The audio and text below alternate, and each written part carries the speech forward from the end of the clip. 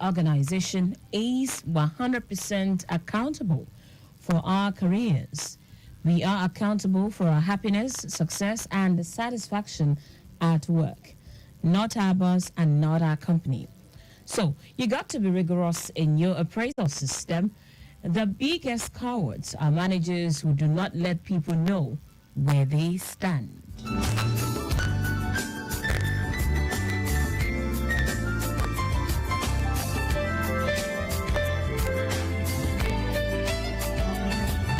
Those are words of Lack Welch this Wednesday morning. And that's how I welcome you to today's edition of Accelerate Lagos.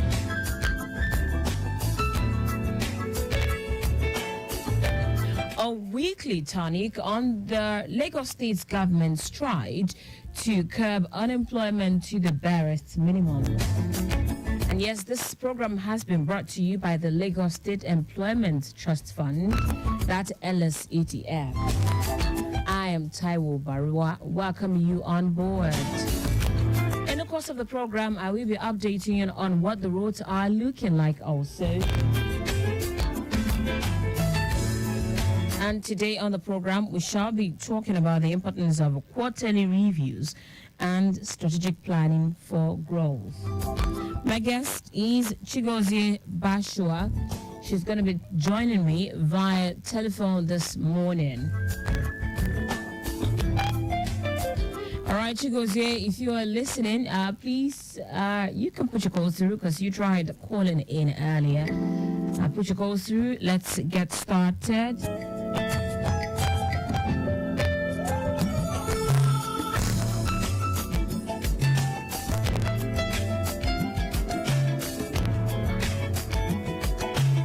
So do you believe that appraisal actually accurately assess performance? Because someone once said that the most basic problem is that performance appraisal often do not accurately assess performance. All of these and more you will be getting to understand on the program this morning. Hello, good morning, Taiwo. Hi, good morning. Good morning to you. How are you today? I'm good, and you? I am very well, thank you. Okay, so Taiwo, together with her this morning, we're going to be talking about the importance of quarterly reviews and strategic planning for growth. But then, before we get started, Taiwo, I said something earlier in one of the quotes that I have seen somewhere, and it says the most basic problem is that performance appraisals often do not accurately assess performance. Do you agree? Not really. I don't agree with that. Okay. And you may want to expatiate on the quote when you mean they don't assess performance. What do you mean? They don't really assess performance. What do you mean? Is this stemming from an experience you had, or what do you really mean that they don't assess that? Okay, my understanding of this quote is sometimes how do you even put together an appraisal? Sometimes it's in form of a questionnaire, right? Some people do with questionnaires. Sometimes it's not everybody who fills a questionnaire that is apparently familiar with what you're trying to drive home, right? Some people just share questionnaire at least just to get people feel it, and then whatever they feel might not just be a true representation of what you want to get. Do you agree?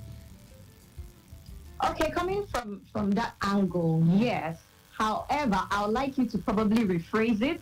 Okay. That the mode of assessing performance matters a lot. Okay. So some people use questionnaires and others have a one-on-one. Others have a template and then do a one-on-one. So for people that have a one-on-one review, yes, they really assess performance. But when you give people questionnaires and just tell them to fill in, of course they can fill anything. So absolutely. Yeah, coming from that, I do agree with you. However, I think it should be rephrased. I think it's just the mode of performance review.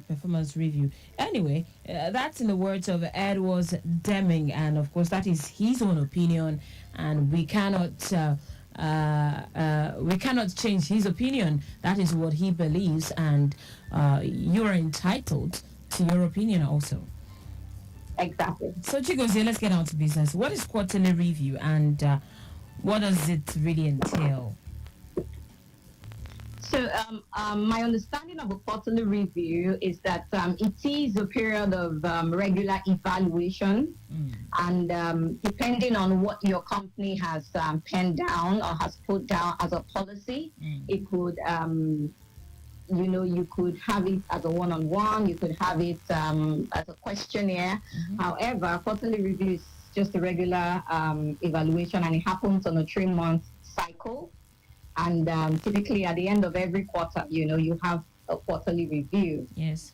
And you evaluate performance, you evaluate achievement, what the organization has achieved, and then you can cascade it down to evaluation of skills of the employees, their behaviors and their performance over the quarter.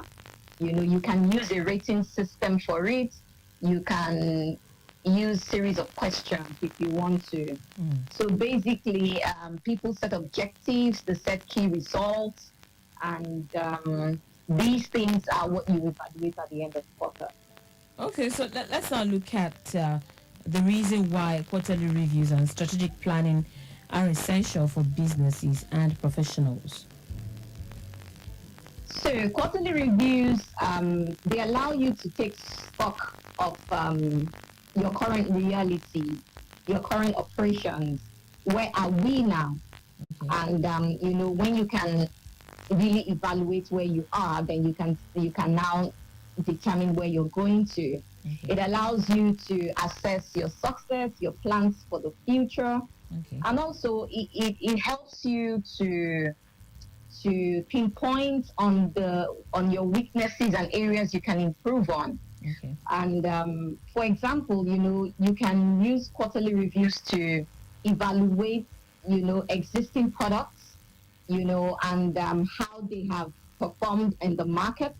You can look at your customer acquisition, how your customer behavior over the past 3 months. Yes. And then you can also fine-tune your marketing strategies and fix existing gaps when you have identified within the system. Yeah. So these are some of the reasons why quarterly reviews are essential. And then aside reviewing business goals, you can also review employee career goals and their objectives and review them in line with the organization goals. All right then, since we're talking about quarterly review now, the first quarter of 2024 is fast winding down. And what should individuals and businesses consider as they review their performance and plan for the next quarter? So they need to review the goals they have set at the beginning of the quarter or at the beginning of the year. So they need to review their objectives, their key results, the metrics they have set, and then they need to look at the challenges they faced during the quarter. What happened? Look at their strengths, their weaknesses, and the reason why outside reviewing their strengths, one of the reasons why reviewing weaknesses are so important is that it will help you build a better business model. So as they review their performance, it's very important they need to review weaknesses in the system. That way they are able to fix gaps that have been identified. Yes. Okay, so basically, can you share a step-by-step guide on how to conduct a quarterly review? So, firstly, they need to set objectives and make it specific. Don't set ambiguous objectives. Set specific objectives, and then set key results and make them measurable. There's no need in setting metrics that you cannot measure at the end of the quarter. So what happens to dreaming big? So yes, you can dream big, but make sure there is something to measure the big dream. So you can't just build a castle in the air. You can't say, oh, I'm hoping we can make a 1 billion. No, that's not a specific objective. Okay. So you need to, if you need to acquire 200 customers, so you need to set it that, okay, one of our objectives is to acquire 200 customers who will make purchases worth maybe 5,000 naira monthly. Yes. That way you're able to go back to ask yourself, did we acquire 200 customers? What was their purchasing strength? What did they buy within the period of the quarter? Okay. Did they buy 5,000 naira monthly? Was it a one-off purchase? Those are ways you can measure your objectives. And then during the review process, you need to go through the vision and the goals of the company, review the metrics set vis-a-vis your results. Okay. So you put them side by side so you can say, okay, out of 10, we made a 5 or we made a 6. Then you can also use a template for that. Use a template with ratings, just so that at the end of the day you can get your reports together. Okay. Then you then reflect on what worked, and also on what didn't work. That will also help you set future objectives. Okay. All right then. So let's now look at what are the key indicators of success for individuals and businesses when assessing their first quarter performance. Okay, some key indicators include financial indicators, which is very, very key, because every business every organization is in business to make money. So what were your financial goals? Did you achieve it? And how did you fall short? What led to you falling short? And then, of course, you look at your customer service. Yes. You can do that through customer feedback. What are your customers saying about your products and your services? How many complaints came back to you, and how did you treat it? Then you look at your operations performance. How was the daily running of a company? Did it go well? Did we have a lot of challenges? What were the employees' behavior like? You look at your marketing, customer acquisition. How much did it cost us to acquire each customer?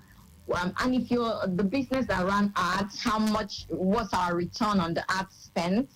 You look at employee satisfaction.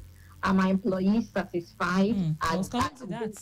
Yeah, do we have disgruntled employees? Those are the things that you need to look at, because if your employees are unhappy, I tell you, they will treat your customers shabbily. Yes. So you need happy employees to have happy customers. Honestly, that was actually meant to be my next question, because I was going to say, let's speak to the employee-employer relationship. As a business owner in this part of the world, a lot of people are quick to treat their customers in a very good manner, amazing way. But when it comes to their employee, right? I really cannot explain it. I don't have the right word now to describe how they treat the employee. But then this actually extends to their customers in the long run. Can we speak to employers of labor on how to treat their employers better? Because in the long run, sometimes they even give questionnaire to their employee. Of course, they will feel, because their salary is at stake and all of that. But then, are you truly getting the feedback or the feed you should be getting from that questionnaire? Can we speak to employers of labor on how to handle their employees better?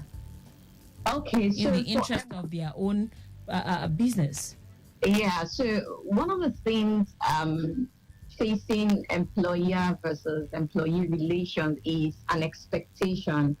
Especially sometimes, employees don't feel like they are part of the business.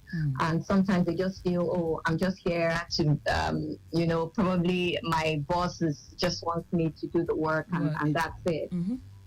So employers of labor need to give employees something to look forward to, and I know we all need money, including the person running the business. Okay. But sometimes it may not just be money. It may just be the way you speak to them. It may just be the way you make them feel like they belong to the business. And of course, if there are challenges, sometimes there's a way you can explain it to them so that they know that the company may be facing some challenges. So we need to get communication right. Okay. And then on the part of the employee, so your employer can't solve all your problems. True. Yeah, so the employer is probably facing his own challenges. He's trying to get money into the business. Definitely. He has directors to report to. He's facing, he has bills to pay and huge bills to pay and trying to keep the business alive. Certainly. So employees also need to understand that employers of labor also have the same blood flowing in their veins. So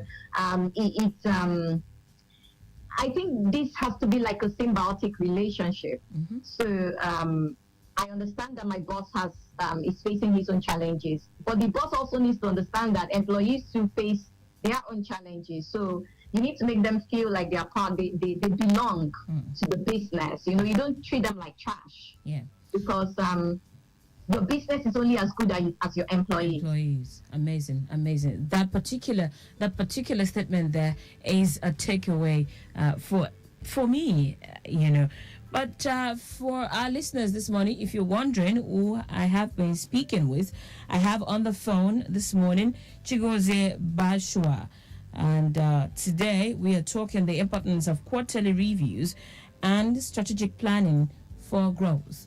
Quickly, let's take a look at what the words are saying before we continue with the conversation. It's a very good one from Ojota in words. It's a very good one from Ojota now in words Odoyalaro connecting the Independence Tunnel. It's low from the Independence Tunnel to Idiroko due to a broken down car having mechanical fault at Idiroko main carriageway in words Anthony. A tow truck is on ground for evacuation, but it gets a lot better proceeding to Anthony underneath the bridge.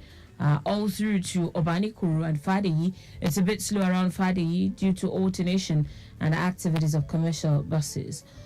Proceeding to Damalang Bridge, you have better movement. For those of you around Lekki Aja this morning, due to the ongoing road rehabilitation at a VGC axis, the turning at Ikota has been closed. Those turning back to Lekki are to make use of landmark. This has resulted to multiple lanes from Mega Chicken merging into 2 lanes inward Aja, causing slow movement with a backlog beyond Mega Chicken. All other areas within the Lekki Aja zone, you have it looking really good. All right, now you're still tuned to Lagos Traffic Radio 96.1 FM and the program 8 Accelerate Lagos. Taiwo Baruwa is still very much with me this morning. Taiwo, my next question is, how can individuals overcome setbacks or failures encountered in the first quarter? Okay, so when you encounter setbacks, yes, you're bound to feel some sort of emotion. It's a whole. I mean, nobody wants to be seen as a failure. But one of the first things is to acknowledge that, this happened. And then you accept responsibility where it's yours. Mm-hmm. And then you concentrate on information instead of emotions. It's great to have all those pent-up emotions. If you need to cry, you can cry, but what made us fail, what made us fall short of what we were supposed to achieve, you need to concentrate on the information. Sure. And concentrating on the information will give you the opportunity to plug, to fix the problem. And then you need to psychologically tell yourself to overcome every feeling of hopelessness, if you're feeling that way, or every feeling of disappointment. Then you step out of your comfort zone. Okay. For every setback, every setback is an opportunity to learn. Yes. And so when you overcome that feeling, you step out of your comfort zone and then take the lessons from it and look at the opportunities ahead.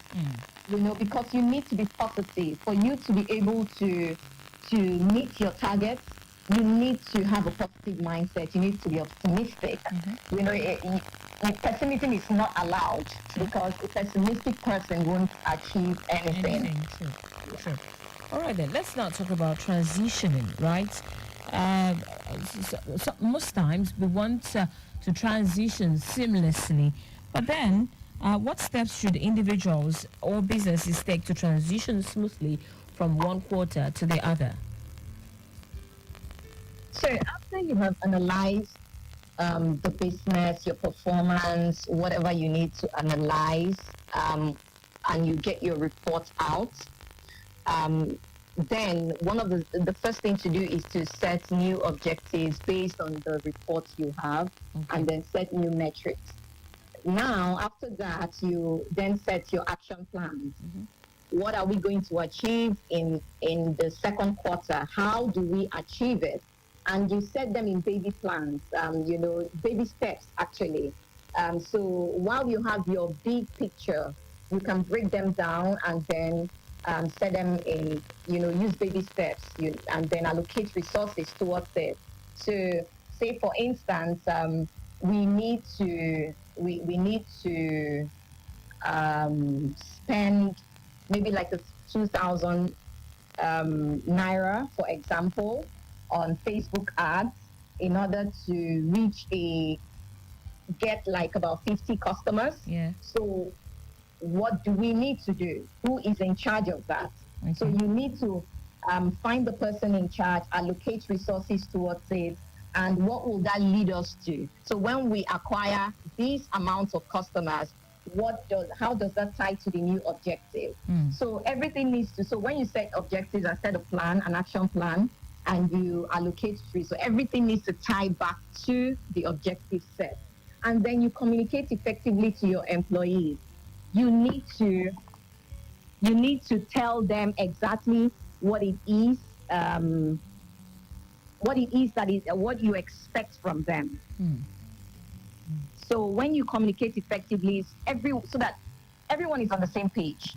You cannot be running on your own while your employees are running in a different direction. Okay. So you said something about unrealistic goals earlier when you talked about setting a target for yourself and then being unrealistic about the figures. But then, how can you offer some insight into setting realistic goals and objectives for the next quarter for business owners in Lagos? Okay, so one way to set realistic goals is to honestly assess your previous achievements, and then don't build castle in the air. When you assess your previous achievements, then you ask yourself, what can we do better in this quarter? And you make your objectives smart. When I mean smart, you make them specific, measurable, make them achievable, make them relevant, and then you make them time bound. So you break them down, and I'll give an example. So, for instance, if you want to make 4 million naira, your business wants to make 4 million naira a month. But then your production capacity can only give you 2 million in a month. So there's no point in you setting a target of 4 million that you may not be able to achieve, no matter what you do, because your production capacity is set to probably 2 million.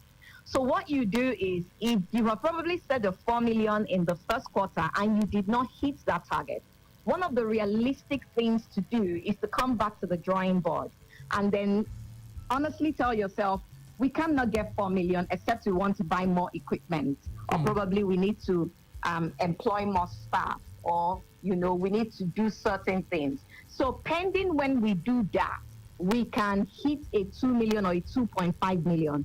Then you set that realistic goal, knowing that you need to probably inject some form of capital, or buy more raw material, or employ new people, or buy more equipment for you to get to 4 million. So while you're working towards your 4 million target, set a goal that can, that will enable you hit your 2 million or 2.5 million, which is realistic, so that you are not berating your staff over something that they have no control over. So, are there specific tools or resources you can recommend for conducting thorough reviews and planning? One of the basic tools is Excel.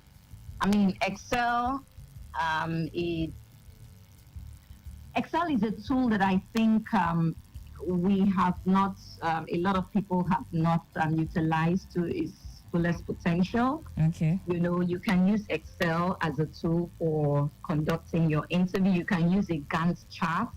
Okay. You can use Kanban boards. You can, and Kanban boards is a tool that you can use to plan. So you can use it in resource planning. You can mix them up. You probably mix the Kanban board with a Gantt chart. A Gantt chart just gives you, maybe you have a Q, you've done your Q2 plan, and you have dates on that chart. So as you hit your goals and you update it, it automatically fills in, and then you can see where you are and what you have not done and where you're going to. So those are some tools that you can use for your planning. And then, of course, Excel, you can use that for your reviews. All right, then. Thank you so much, Chigozie. Hold your thought there. Let's take another traffic report now. For those of you around Ebuteru, it's slow on CMS Bridge descending to Ofin Canal. While Ofin Canal through Eko Bridge and Costain is better, it's steady proceeding to Eko Bridge down to Akpogbon. And let me tell you that there is an impediment within Surulere corridor, precisely on Damalong Bridge in Wadfadeyi. It's a broken down truck having mechanical fault. Okay. Let's see. Okay. Oh, good. Good to know that it has been taken off the road. Well done, Adelaide, and of course to the entire crew around Surulere Axis, Omotosho, and the rest of the crew there. All right. I am still speaking with Chigozie Baruwa. And on the program today, we are dissecting the importance of quarterly reviews and strategic planning for growth.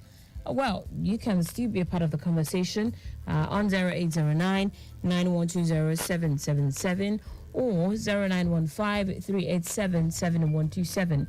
If you're not able to reach out via telephone call, you can send an SMS or a message to our WhatsApp platform. All right, Chigozie.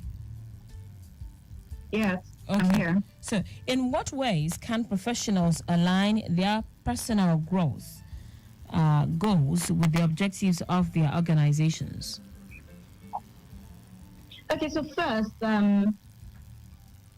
you need to look at your organizational goal, the objectives of the company, and then when you have looked at it critically, you then use that to plan your own personal growth.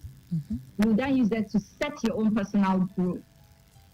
So, for instance, if a company wants to achieve a 95% availability rate group-wide with a company, and then it trickles down to your department, and then if you're the one in charge of ensuring that your company's availability is on track, now how do I set my goals so that I can achieve that, so that I can help the organization achieve that? Mm-hmm. And what do I need to do. So probably you need to take a course. Probably you need a course maybe that would help you. So if I'm setting my growth goal, I will have to write down that I need to take a course that will help me understand what it takes to ensure that the company's availability is met. Okay.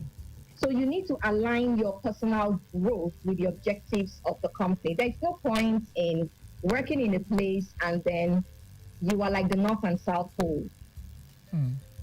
So, and then the team needs to come together, discuss the company goals, discuss the vision. Of course, whoever the CEO needs to ensure that the company's vision is understood by the not just the management team, but also the other employees.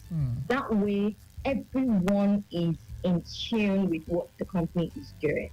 So we don't have people that are, I mean, you don't want to run a company where you're trying to make sure you reach a goal and then you have some people build as in, you know, lagging behind. We don't want to do that.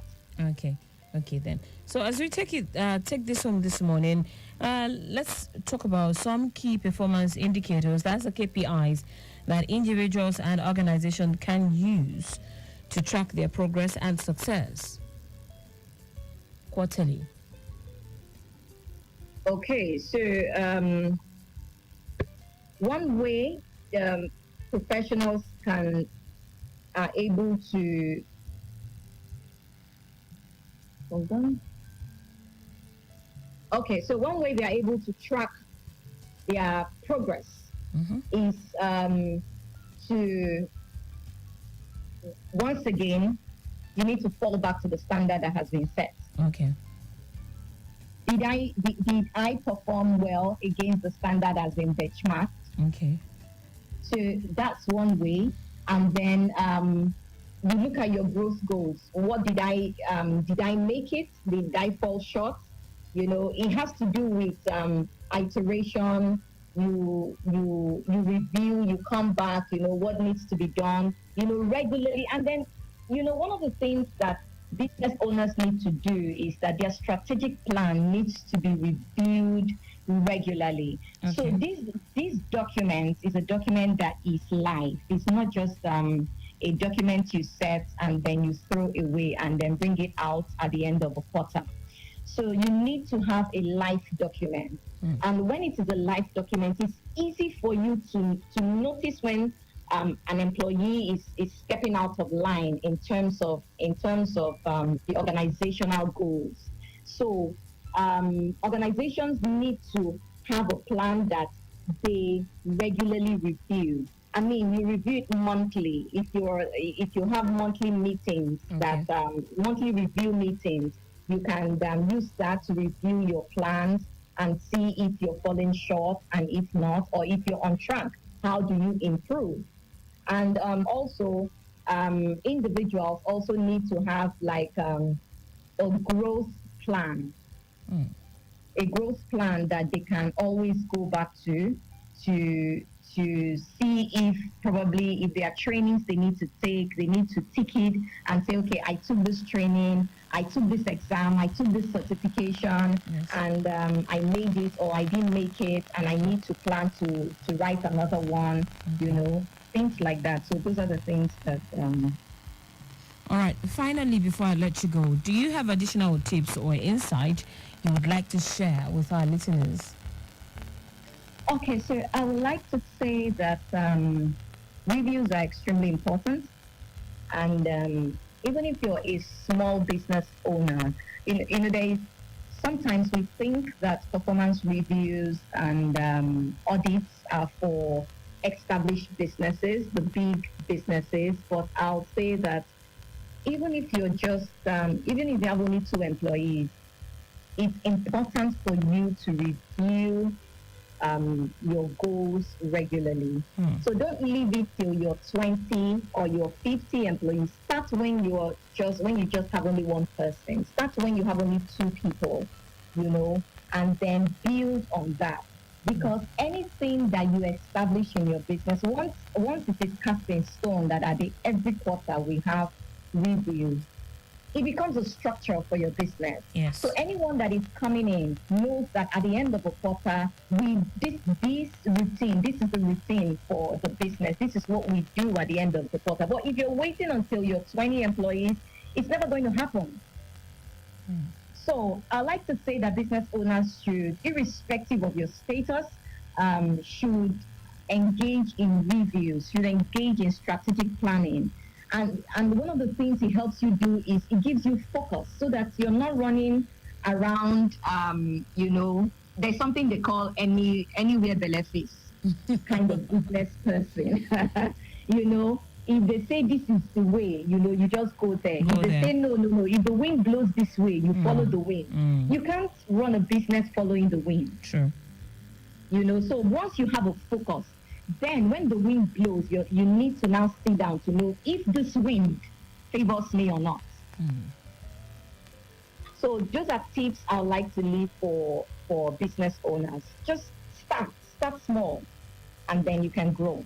All right, start small and then you can grow. And it's on that note that we wrap it up on the program this morning. But I must say a very big thank you to Chigozie Baruwa. Thank you so much for doing this with us on Accelerate Lagos this Wednesday morning. Thank you for having me. All right, so today we have... All right, you have a great day. So today we have discussed the importance of quarterly reviews and strategic planning for growth. Thank you so much. This program has been brought to you by LSETF. I must say a very big thank you to the social media team also. And yes, massive thanks to Victor Terry. Our executive producer is Taiwo Baruwa. I remain Taiwo Baruwa. The program makes a return next Wednesday for another insightful conversation.